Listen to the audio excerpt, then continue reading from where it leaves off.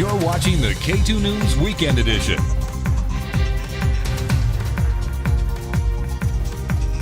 Good evening, and thank you for joining us. I'm Taylor Wirtz. And I'm David Furtado. We begin this evening, well, just look at what Mother Nature has given us. It's been quite a wet day today. That's right. Snow and more snow. A steady system has been dumping snow across the central part of Wyoming and is expected to continue throughout the night. Here in Casper, at least 2 inches are expected, but higher elevations are expected to receive more.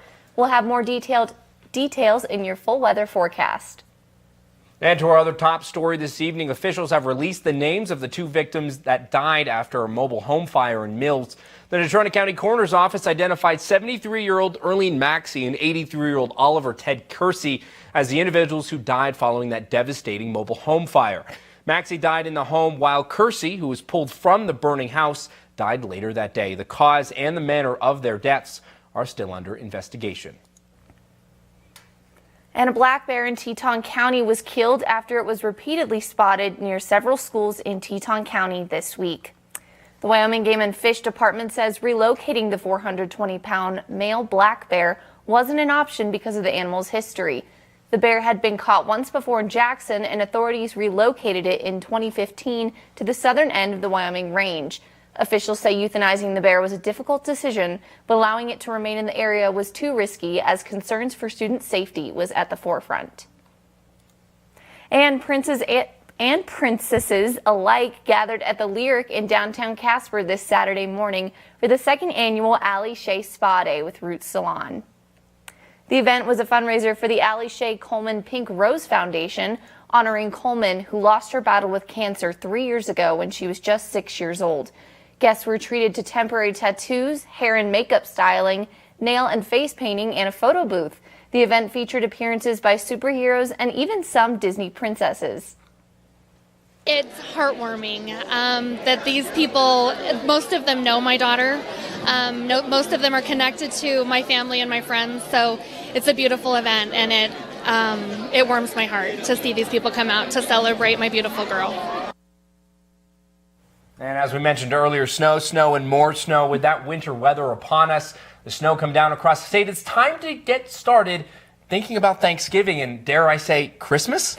That's right, but a couple of farmers in Fremont County who have been growing raspberries and selling jams for 25 years started to grow a different crop 2 decades ago to make sure you didn't forget about Halloween. K2's Bobby Fallett has the story. Brian and Kimberly Pyle have been farming for over 25 years. It just started out as growing raspberries, but then they decided to grow pumpkins, and has benefited the community ever since. We never intended to have a pumpkin patch at the beginning.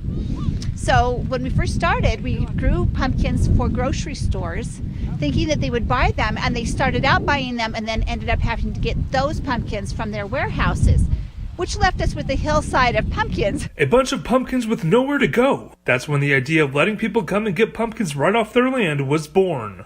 We've been coming here about 20 years, and it's just a good family activity and a good time to spend together and get excited for the fall season. Even though pumpkins were never the first option, for the Piles it's been more than they could ever ask for. Can't get much more of a heartwarming opportunity than that. And they always say they have so much fun, and the thing of it is we have fun. I mean, just to see them, and when they come in to get a wagon and they got everybody in there. So it is awesome to see them all do that. Pumpkins that don't sell will still go to good use, as they plan to have their cows pick out the pumpkins they want.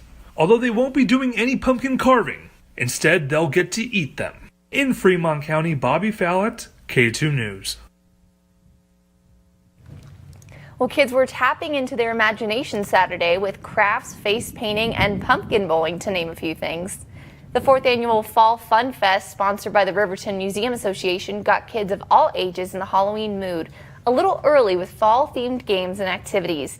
Not only was this a great way for the kids to get involved in their community, but it also gave them the chance to learn more about the museum as well. We see a lot of adults come into the museum regularly, but we don't see enough kids. And providing programs like this brings more of the children into the community so they know that they have a museum, and so that when they get older, they'll start coming here on their own accord and invest in their own community's history.